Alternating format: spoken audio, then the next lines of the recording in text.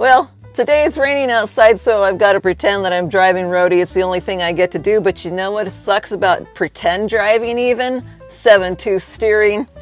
And the fact that color keeps getting on my hands from the steering wheel, and it's getting cracked. So I'm going to do something about that today.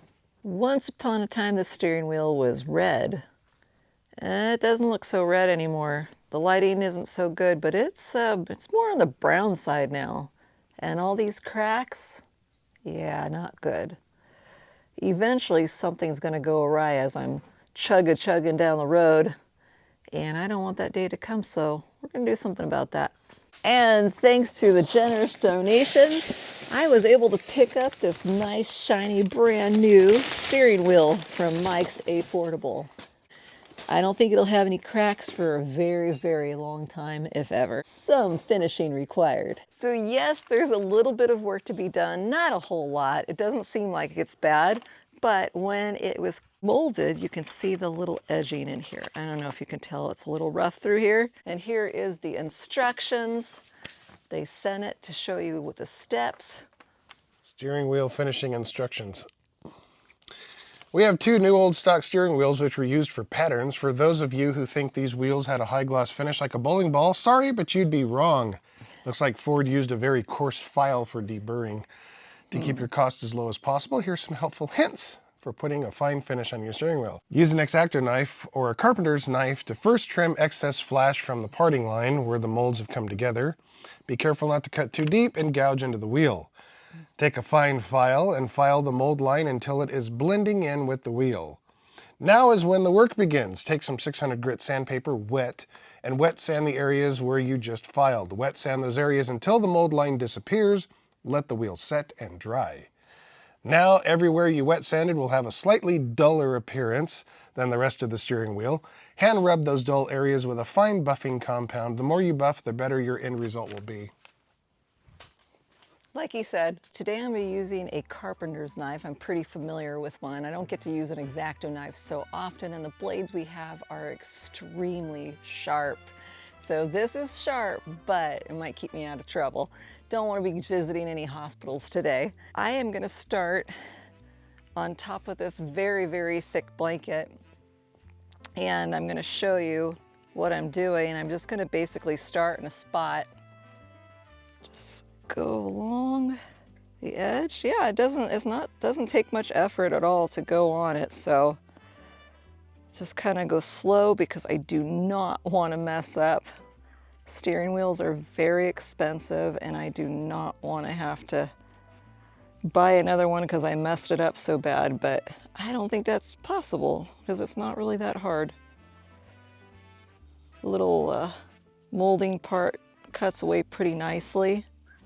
Feels like kind of like just not a hard plastic, it's actually kind of sort of soft. Cuts fairly easily, so I don't think it's going to take too much work to make this nice and smooth, and very minimal sanding, I would think, once it's time to do that part. So I'm going to get on this.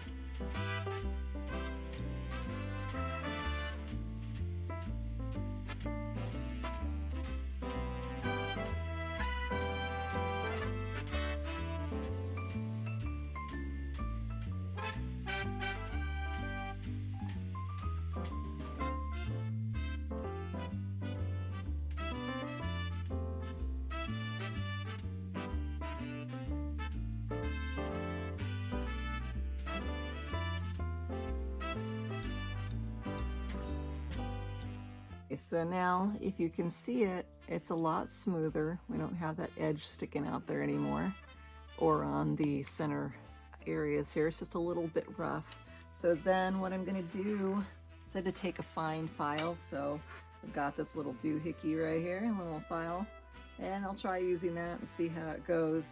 Like I said, I don't want to scuff up things. I want it to look really nice when I'm done. So just gonna kind of see if this does the trick. I'm going to try to stay nice and straight on it so that I don't scuff up everything around it. Just going to do it nice and slow, little small streaks, so that way it doesn't get all messed up. Let's see if that's doing the trick or not. Yeah, I'd say it's kind of changing it. So I'll just keep on going.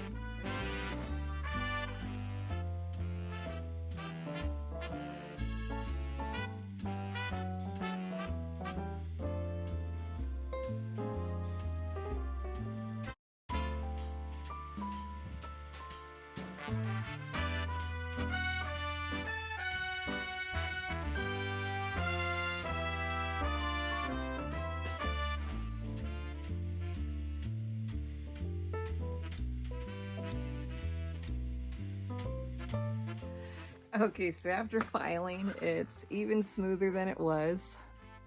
Not too shabby. Got rid of all the harsh lines. It's a lot smoother. So now I guess it's time to wet sand. So now it calls for 600 sandpaper. I'm gonna wet it. So I've got this here little pan full of warm water. Just seems right. Feels nice on a cooler day like this. So we're literally just gonna take what we've done, get it all nice and sanded down. Get it nice and flush. I mean, the cutting that I did earlier really worked nice.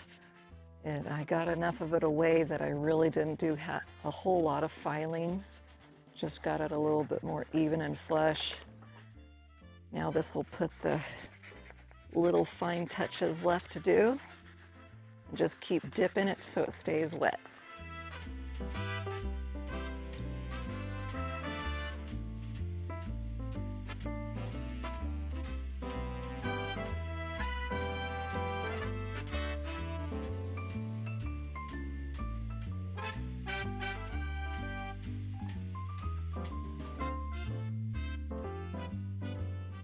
So now that I am done with the wet sanding, it feels really nice and smooth now. So I'm just gonna dry this off with a paper towel, get most of the moisture off.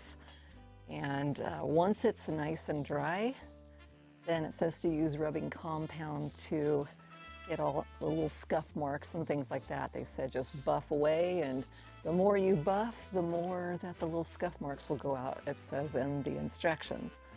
So we're gonna do that next. Okay, it's the last step. I'm gonna shake up that compound really good. Of course, we like to McGuire's Ultimate Compound. Use that on the paint of our vehicles and everything. Works really nice, so use it here too. Whew. Coming down a home stretch here. So I ended up doing the outer edge also just to make sure it's nice and smooth. We'll get that also.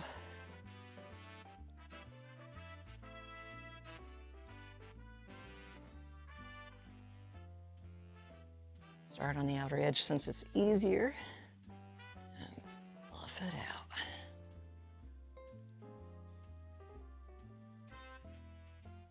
Not too shabby. Pretty nice.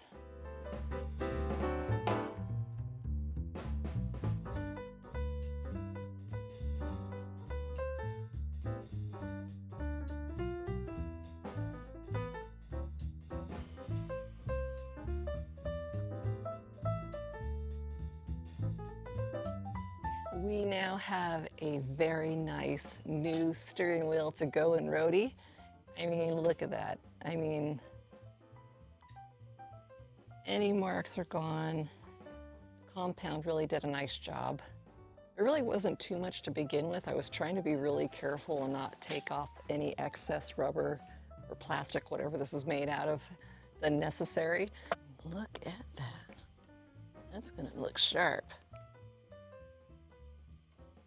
So in keeping with the correct parts on the correct year of car, since Roadie was built in February 1929, according to the judging standards, you could have either a black or a red steering wheel. You could have the keyed or splined shaft, because there's the overlap here in February 29. You could have a 2-tooth or a 7-tooth steering box. So anything you want. So what we're going to do is we're rebuilding a 2-tooth steering box for Roadie. We're going to use a keyed black steering wheel, which we bought here at Mike's A Fordable. So that's the options were either one made in the USA or one foreign made. So of course we opted for the one made in the US of A. That's the part number right there. They don't list the price in the catalog because what's that? It's like if you have to ask, you can't afford it. That's pretty much what happened. But we can't afford it, but we did it anyway because it's the right thing to do. So we're going to do it right. So as you can see, this project was really nice and easy. In fact, I think it's one of the easiest projects I've done yet on Roadie. Super easy, as you could tell. All I did was shave all that stuff off. Then I took it, got it smoother in 2 different ways, took the compound, got any scuffing gone. Super duper easy. Next, what's coming up? Paul is going to help me get a 2-tooth steering box in. So I'm super excited about that. No more floating around like I'm in a big ship. And then put this on there. Don't have to worry about it getting brittle and falling apart like the other one looks like it's gonna do. So lots of exciting things coming. I can't wait to share it with you. Have an awesome week. Love you guys. Take care.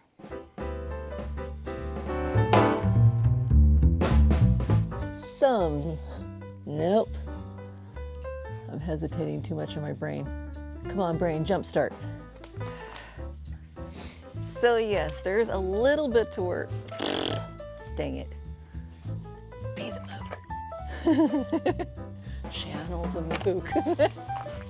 Be the mook. All right.